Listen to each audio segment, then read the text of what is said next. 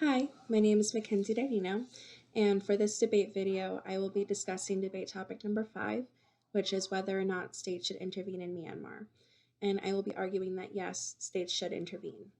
So the issue at hand, on February 1st, 2021, Myanmar's military had seized control of the country after detaining their democratically elected leader, Aung San Suu Kyi, and other government officials as well. And this was just hours before Myanmar's new parliament was set to meet for its first session. During this time, the internet was cut off, banks were closed, flights were canceled, the military had begun roaming the streets, and they had declared a state of emergency for a full year. And this was led by Senior General Min Aung Hlaing. So why did this happen? Well, essentially, Myanmar has had a very long history of political unrest. The military had possessed a dictatorship-like authority from 1962 to 2011, before there was an introduction of a quasi-democracy. In 2015, the country held its first national vote, and they had elected Aung San Suu Kyi, part of the National League for Democracy Party, as the country's new civilian leader.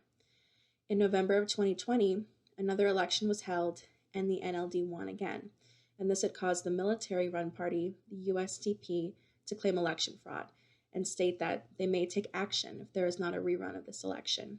And even though commissions had been set up to determine if there was any fraud, they didn't find any. So what's been happening now? There have been wide protests following the coup. Hospitals and medical departments had stopped work, nurses and doctors protesting what had been happening, teachers and government workers as well went on strike.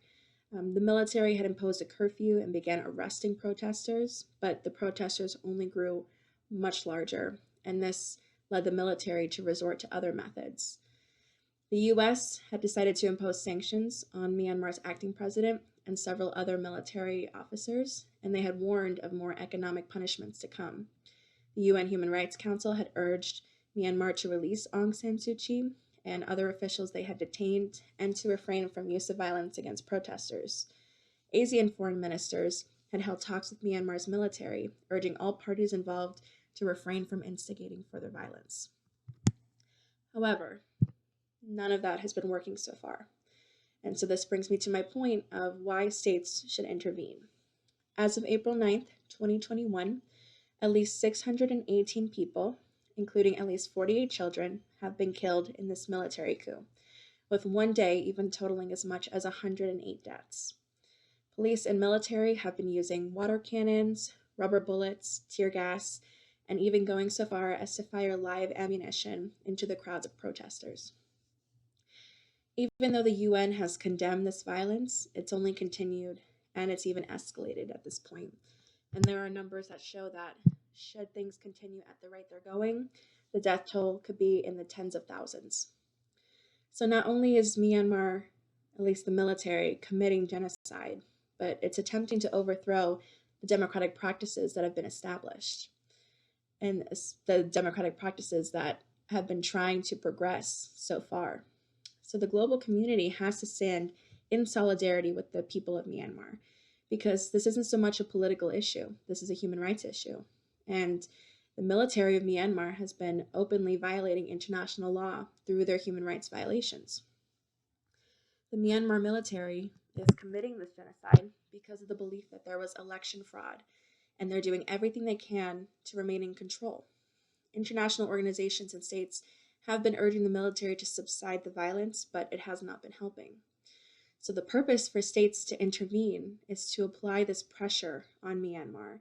And the more states and organizations that join the call, the more of a chance there will be for a resolution. States especially need to intervene given the fact that the UN Security Council has not been an effective tool in this process. The UN Security Council had provided initiatives such as armed intervention and even a simple condemnation of their actions. But due to Russia and China's positioning on the Security Council, they have been vetoed. So there's even more of a need for states to intervene. Essentially, failure to prevent any further escalation of these atrocities will cost the world so much more in the longer term than investing now in prevention methods. And this is for the sake of the people in Myanmar and to protect human rights all around the world. And that is my debate. Thank you.